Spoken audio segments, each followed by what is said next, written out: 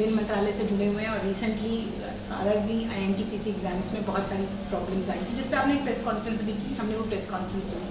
उसके बाद बीबीसी की टीम आपके जो वर्जन था उसको लेकर ग्राउंड पर गई और छात्रों से हमने बात की।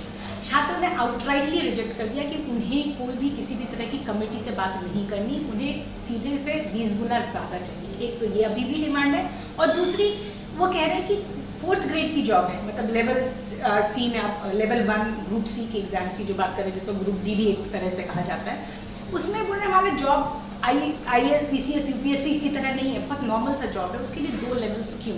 तो सबसे पहले आपसे जानना चाहूँगी, जिस कमेटी को छात्र खारिज कर चुके हैं वैसी कमेटी बना के आप क्या हासिल करें? किसने खारिज किया? छात्रों ने ग्राउंड रिपोर्ट 1 लाख से अधिक छात्रों ने अपने रिप्रेजेंटेशन दिए हैं। 1 लाख से अधिक छात्रों ने अपने रिप्रेजेंटेशन दिए इसी कमेटी को। लेकिन वो कमेटी नहीं चाहते, वो चाहते हैं कि 10 गुना रिप्रेजेंटेशन आप यही लिखा होगा ना। नहीं, आप ये देखो we are a constitutional body. हमारा एक फ्रेमवर्क है देश का, डेमोक्रेसी का, कॉन्स्टिट्यूशन का। उस फ्रेमवर्क में कोई इस तरह से डिसीजन नहीं लिए जाते कि कोई रैंडमली डिसीजन ले ले।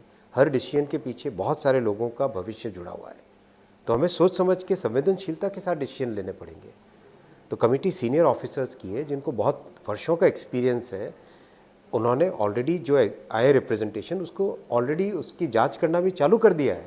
वेट नहीं किया है कि 3 हफ्ते 3 छात्रों ने अप्लाई किया था। हाँ, 1 लाख का रिप्रेजेंटेशन है। तो देखो 7 लाख अगर बच्चे क्वालिफाई हो रहे हैं, उसमें 1 लाख बच्चों ने अगर रिप्रेजेंटेशन दिया तो it's a very large number. 3.8 नहीं, देखो ना, देखो जो लोग क्वालिफाई हुए वो लोग रिप्रेजेंट क्यों करेंगे? उनमें से तो बहुत कम लोग करेंगे। जो क्वालिफाई नहीं हुए हैं, कितने क्वालिफाई होते हैं? 35,000 की वैकेंसी के अगेंस्ट कितने क्वालिफाई होते हैं? 7 लाख, 20 गुने के हिसाब से तो करीब करीब 3.8 यूनिक नंबर है। बाकी जो 3.2 है, तो यानी 1/3 जो हो सकते थे क्वालिफाई, उसका 1/3 लोगों ने रिप्रेजेंटेशन दिया है। आप कैसे कह सकते हो खारिज किया है भाई? क्योंकि हमने जिन ग्राउंड्स पे बात की, आपकी बात अगर मैं स्वीकार भी करूं, आप मिलो। जिस तरह से आउटरीच हो रहा है, आरआरबी के पास में स्टूडेंट्स बड़ी संख्या में आ रहे हैं और अपने पॉइंट कह रहे हैं, क्योंकि हम खुले मन से, अच्छी नीयत से, क्लियर हार्ट से सुन रहे हैं उनकी बात, और सुन के उसको सॉल्व करेंगे ना। ठीक है, आप कह रहे हैं कि कुछ छात्र खारिज करने को बात कर रहे हैं और कुछ छात्रों ने आपको रिप्रेजेंटेशन भी दिया। एक दूसरी बात वो ये भी कह रहे हैं कि ग्रुप डी जैसे लेवल जिसको वो तो बहुत, देखो उसमें ऑप्शन नहीं था सर कि एक बार में हो सके। बिल्कुल हो सकता है। देखो, और बहुत सारी जगह मैंने पढ़ा भी कि हम अगर इतना बड़ा इलेक्शन करा सकते हैं तो हम इस तरह का एग्जाम क्यों नहीं करा सकते? इससे ज्यादा लोगों ने अप्लाई किया था, ये भी कहा जा रहा है। पॉइंट क्या है? पॉइंट ये है कि एग्ज़ाम का प्रोसेस और इलेक्शन का प्रोसेस अलग होता है।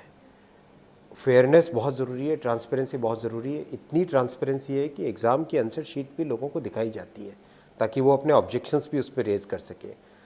इसीलिए सोचा गया था कि एक जो ग्रुप डी का लेवल 1 का एग्ज़ाम है उसको 2 स्टेज में किया जाए, लेकिन लोगों की रिप्रेजेंटेशन है, उस पर विचार करके बहुत जल्दी फैसला ले लिया जाएगा। भी ऐसा एक बार में भी हुआ है और इससे ज़्यादा लोगों ने अप्लाई किया था, ये भी एक तरह से समय बहुत लगता है, उसमें समय बहुत लगता है और बहुत सारे चैलेंजेस हैं। तो अगर कमेटी इस निष्कर्ष पर पहुंचती है कि एक लेवल में एक ही बार में एग्जाम हो ग्रुप डी वाला, तो क्या वो डिसाइड कर सकती है? कमेटी अपना डिसीजन डेफिनेटली ले सकती है। एक लेवल में कराने के लिए एक बार में बिल्कुल ले सकती है।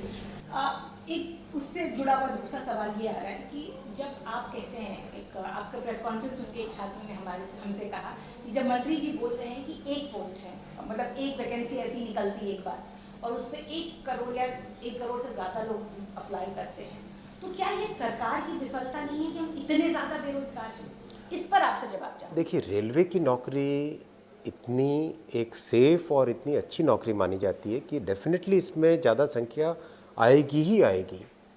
बहुत सारे ऐसे छात्र भी हैं जिनको प्राइवेट सेक्टर में नौकरियां अवेलेबल है, लेकिन वो रेलवे की लेना चाहते हैं, क्योंकि रेलवे एक स्टेबल ऑर्गेनाइजेशन है। तो ये विफलता नहीं है, क्रेज है। ये डेफिनेटली रेलवे के लिए, रेलवे तो इतनी अट्रैक्टिव नौकरी मानी जाती है।